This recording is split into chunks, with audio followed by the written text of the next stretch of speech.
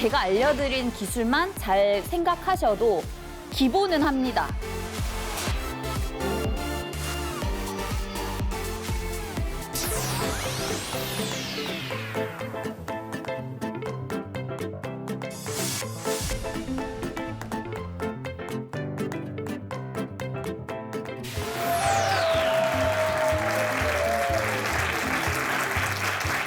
여러분 환호해 주셔서 너무 감사드리고요.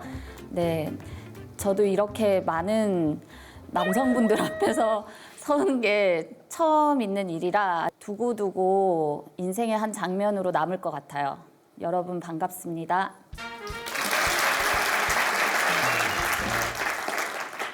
제가 오늘 여러분 앞에서 강연을 할 주제는요. 우리 모두 예비저자. 모든 삶은 책이 될 수 있다라는 주제를 가지고 나왔습니다. 여러분도 이런 생각 하실 것 같아요. 내 이름으로 된 책 한 권, 저는 딱 한 권이면 됩니다. 이런 분들도 있을 것 같은데요.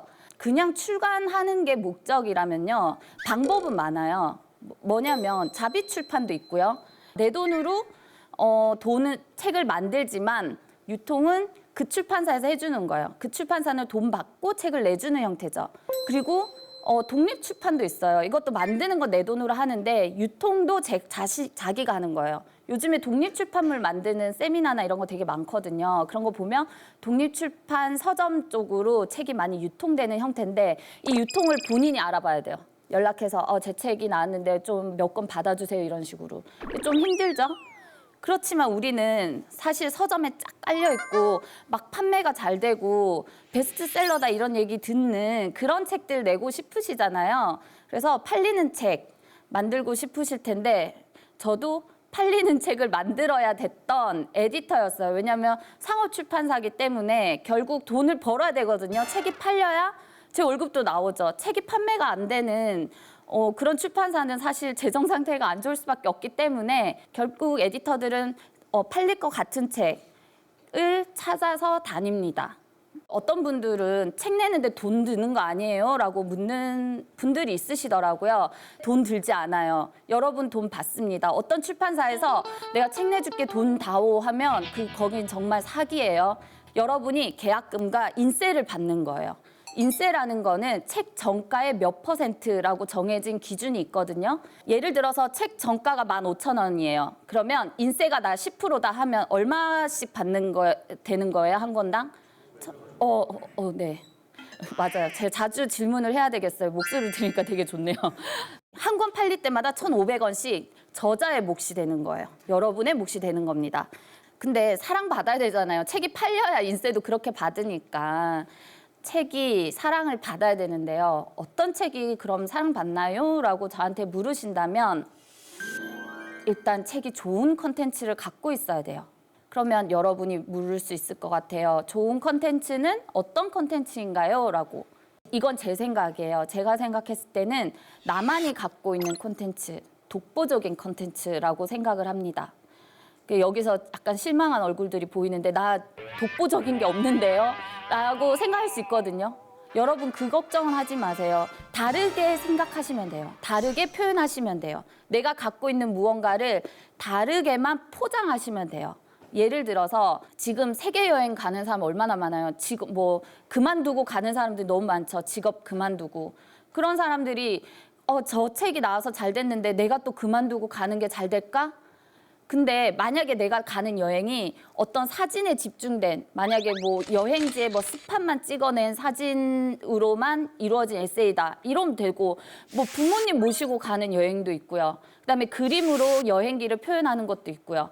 다르게만 표현하시면 돼요. 여러분이 갖고 있는 어떠한 무기로 다르게만 표현하시면 사실 그거는 독보적인 컨텐츠가 되고 여러분만이 가지고 있는 컨텐츠가 될 겁니다. 보통 한 2가지 정도로 나눠볼 수 있을 것 같아요. 컨텐츠를 다듬는 기술을. 제가 2가지 예를 가지고 왔는데요. 마케터의 일 같은 경우에는 그 분야의 전문가가 쓴 책이에요.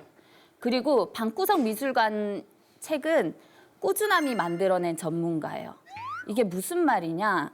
마케터의 일의 장인성 그 저자님은 배달의 민족의 마케터예요.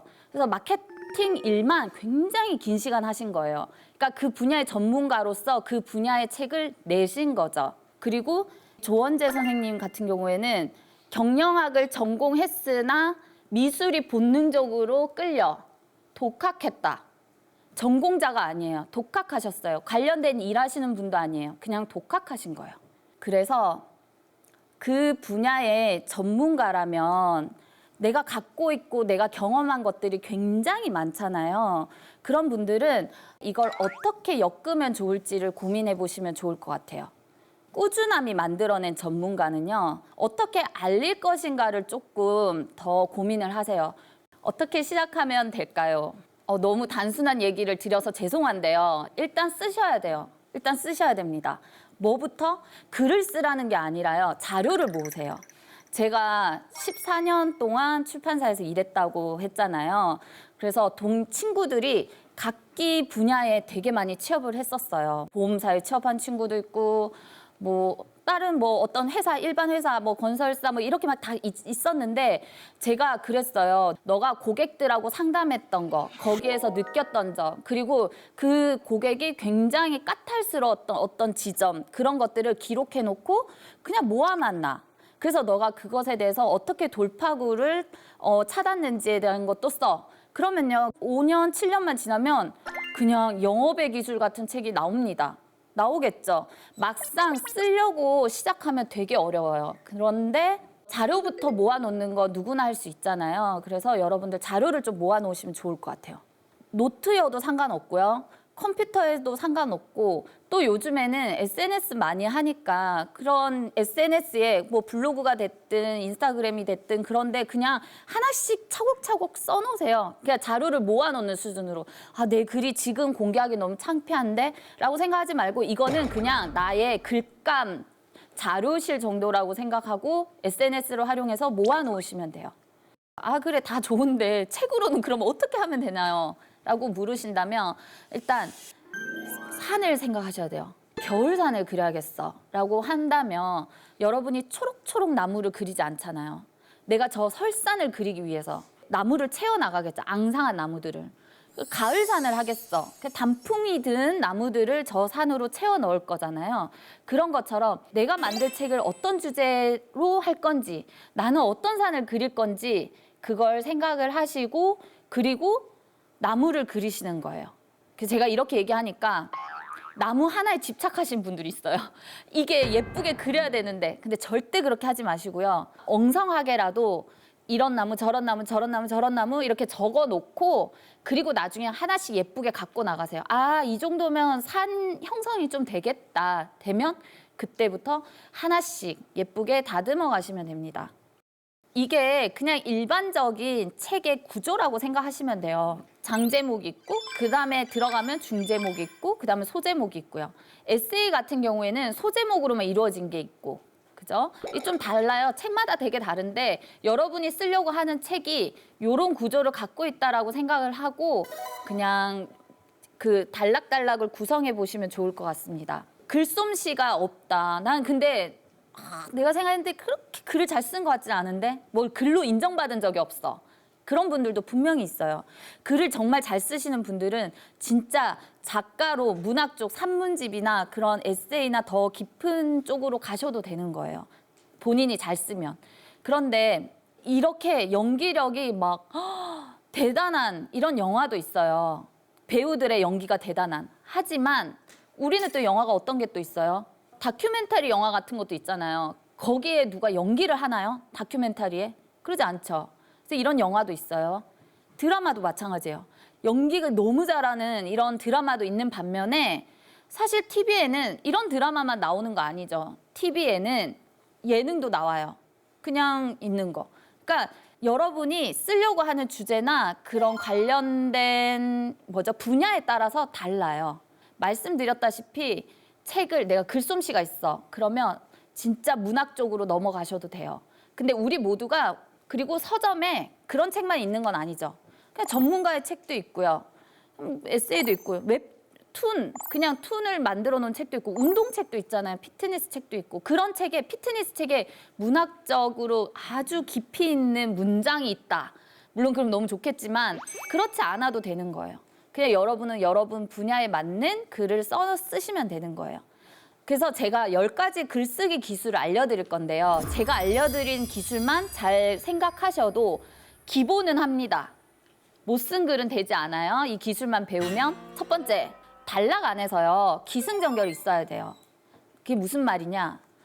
소주제 있죠. 이렇게 내려가서 저 소주제, 끝으로 간 저 소주제 하나 안에서는 좀 기승전결을 만드시면 좋아요. 예를 들어서 이게 제 책의 목차예요. 그 소원 참으로 소박하고도 원대하도다라고 해서 소제목이 오로지 출간이 목적이라면 책 쓰는 방법은 많습니다라고 얘기를 결론을 맺었고요. 따박따박 들어오는 인세가 목적이라면 인세는 좋지만 전업은 하지 마세요가 저의 결론이었어요. 그리고 내 가치를 높여 기회를 만드는 것이 목적이라면 무조건 쓰세요. 이게 저의 그 결론이었어요.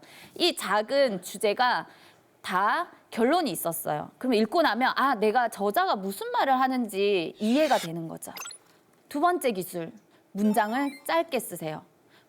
문장을 길어지면요. 무조건 비문이 좀 생겨요. 문장이 너무 길어지면.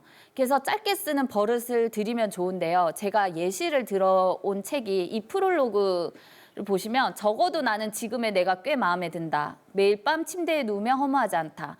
인생은 내가 주인이 되어 산 만큼만 내 인생이라고 한다. 문장이 되게 다 짧죠. 근데 우리가 보통 글을 쓰려면 이렇게 쓴답니다. 적어도 나는 지금의 내가 꽤 마음에 드는데 매일 밤 침대에 누우며 허무하지 않고 뭐 이렇게. 근데 하고 싶은 얘기를 쪼개세요. 쪼개면 굉장히 문장이 담백해져요. 그리고 나중에 나만의 언어를 조금씩 집어넣으면 돼요. 그래서 말 그대로 비문이라는 거는 안일비의 문장문인 건데 문장이 아닌 거예요. 비문. 읽으면 무슨 말인지 모르겠어. 문장 그냥 딱 한 문장인데 그런 것들 되게 많거든요. 그럴 때 앞과 뒤만 따서 딱 그 문장만 그러니까 단어만 따서 이어보세요. 그럼 말이 되나? 되면 그건 비문이 아니고요. 그렇게만 따서 읽었는데 말이 안 돼. 그럼 비문입니다. 그러니까 내가 써놓고도 약간 헷갈릴 때는 그렇게 떼서 생각하시면 좋을 것 같아요. 낯선 단어를 가끔 이용하시는 거 좋아요. 가끔. 다 낯선 단어로 도배하시면 그건 되게 피곤한 글이 되는 거고요. 적절히 사용하면 문장이 매우 다채로워집니다.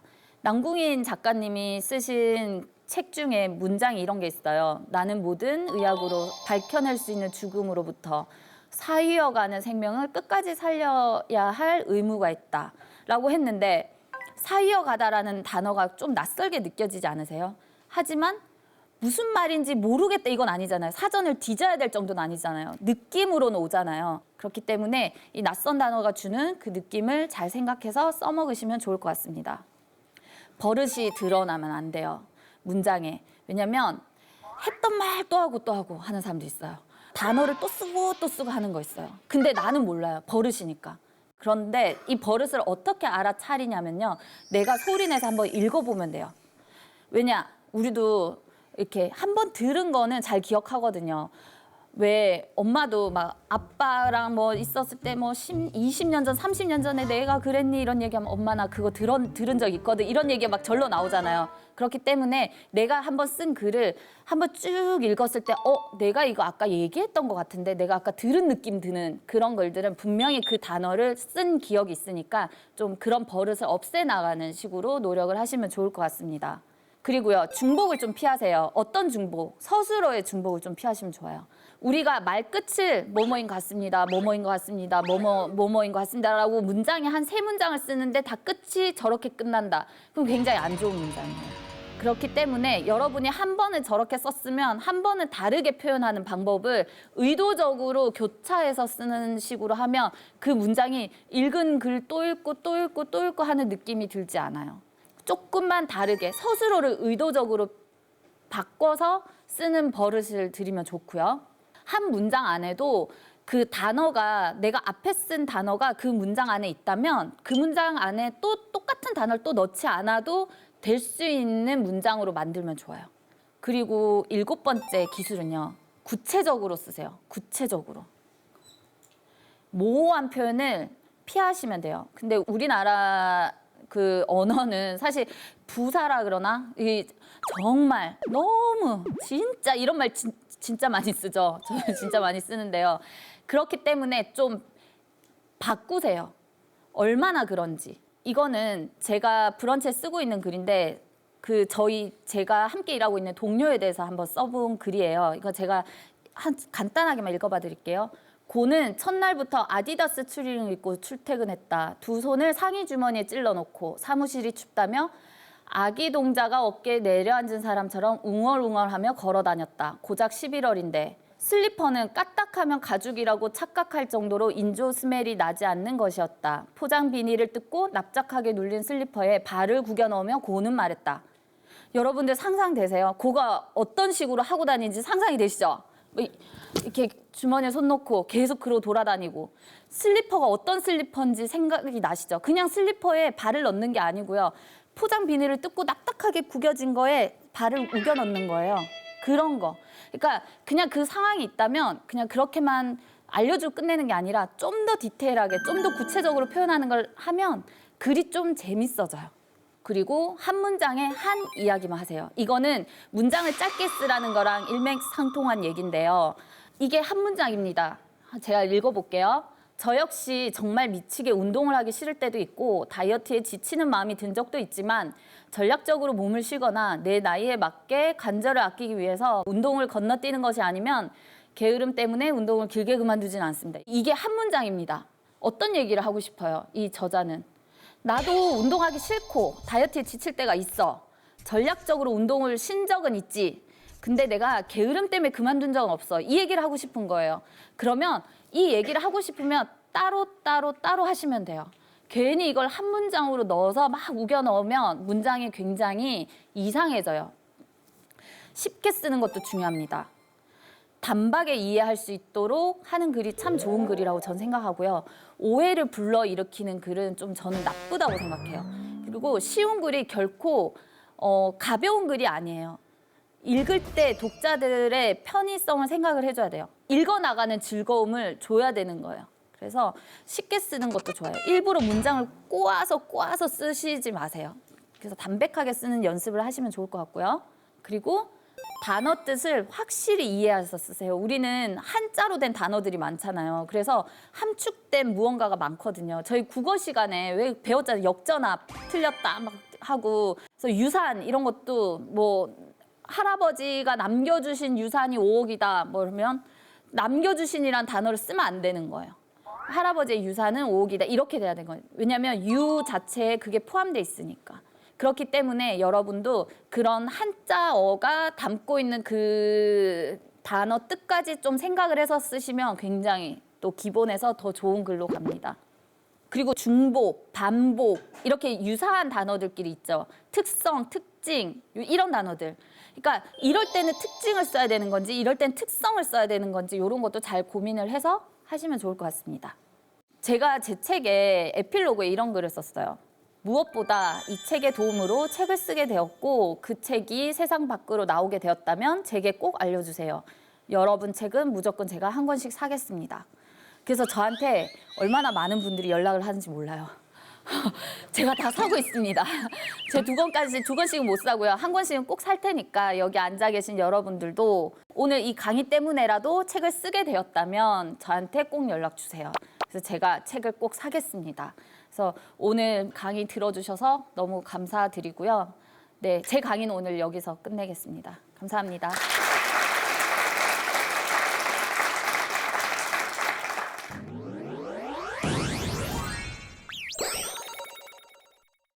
지금 이제 저자나 아니면 글 쓰는 방법에 대해서 설명을 들었었는데 전 이제 에디터 쪽에 좀 더 관심이 생겨서 혹시 그쪽을 이제 전공하지 않았다면은 이제 좀 에디터에 갈 수 있는 다른 방법이 혹시 있나 해서 질문드렸습니다. 네, 전공과 에디터는 정말 관련 없어요. 저는 사실 국문과를 나오긴 했는데 국문과인 분들보다 다른 과 분들이 더 일을 잘하고요. 왜냐하면 국문과에서 그렇게 글에 대해서 많이 알려주지 않아요. 혹시 여기 국문과 계신지 모르겠는데. 근데 오히려 다른 과를 좀 전공하신 분들은 그 분야에 대한 좀 해박한 지식이 있으니까 그런 저자들도 많이 알고요. 되게 그런 게 유리하더라고요. 그래서 과랑은 정말 상관이 없고요. 출판사의 에디터로 좀 일을 해보고 싶다고 하면 SBI라고 해서요. 그런 에디터 교육을 시켜주는 교육기관이 있어요. 거기를 수강을 하는 게 가장 쉽게 갈 수 있는 길. 나머지는 이런 공부하고 이런 흔적들을 좀 남겨놓고요. 그런 걸 가지고 신입을 뽑는다고 할 때 나 이런 걸 준비했어요 라고 해서 하시면 좋습니다.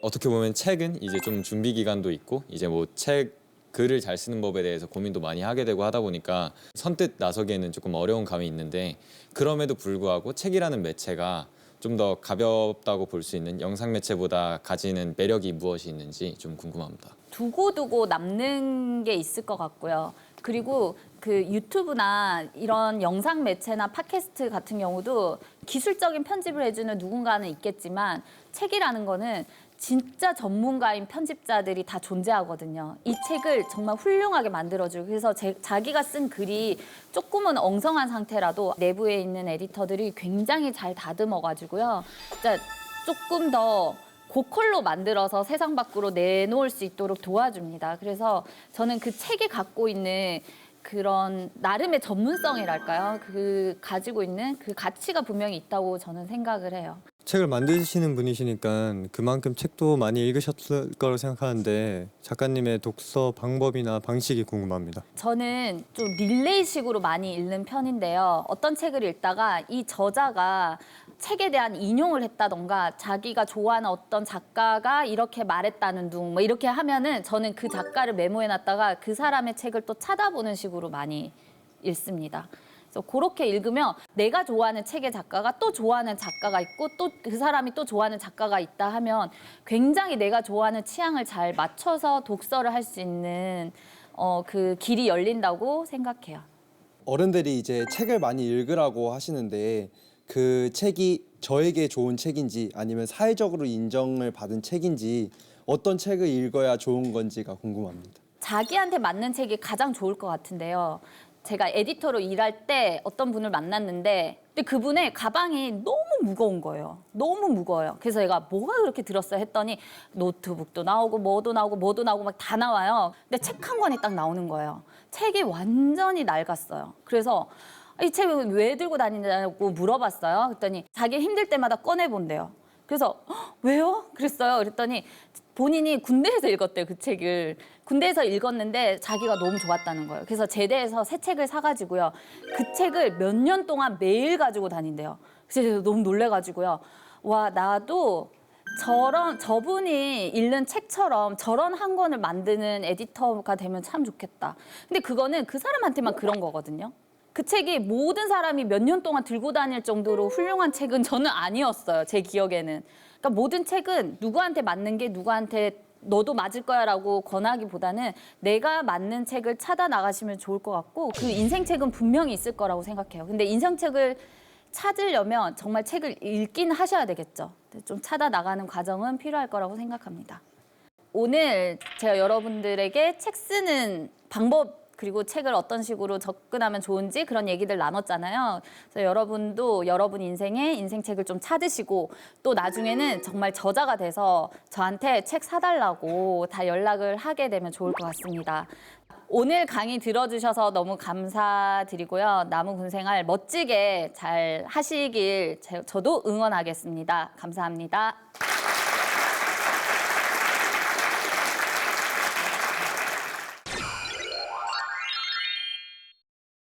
책을 내게 되면은 명성이 좀 생기죠. 강연을 한다던가 TV 출연을 하게 되죠. 실제로 여기 강원국 선생님 같은 경우에도 청와대 연설 비서관이셨잖아요. 근데 그 글쓰기 책을 쓰셔가지고 TV에도 굉장히 많이 출연을 하시고요. 여러분이 알고 있는 이기주 작가님 같은 분도 언어의 온도 160만 부가 나갔댔나? 아무튼 제가 알기로 그런데 빨리 인쇄 계산해보세요, 여러분. 아무튼 그렇게 이기주 작가님이나 여기 이지성 작가님 같은 경우에도 책으로서 이렇게 좀 인생이 많이 달라진 분들이죠. 여기 자막 보이신지 모르겠는데 빚 20억 무명 작가에서 인쇄 40억 스타 작가가 됐답니다. 40억 뻥 아니야 하는데 사실 불가능한 얘기는 아니에요. 저도 어떻게 보면은 오늘 제 책을 냈기 때문에 여러분들 앞에 설 수 있었죠. 제가 그냥 일반 에디터였다면 저를 어떻게 알고 섭외를 하셨을 거며 제가 여기 섰을 때 여러분들이 저 사람 뭐 하는 사람이지 할 수도 있잖아요. 근데 책을 한 권 냈기 때문에 이런 기회가 생길 수 있으니 여러분도 그거 감안하시면 좋을 것 같습니다.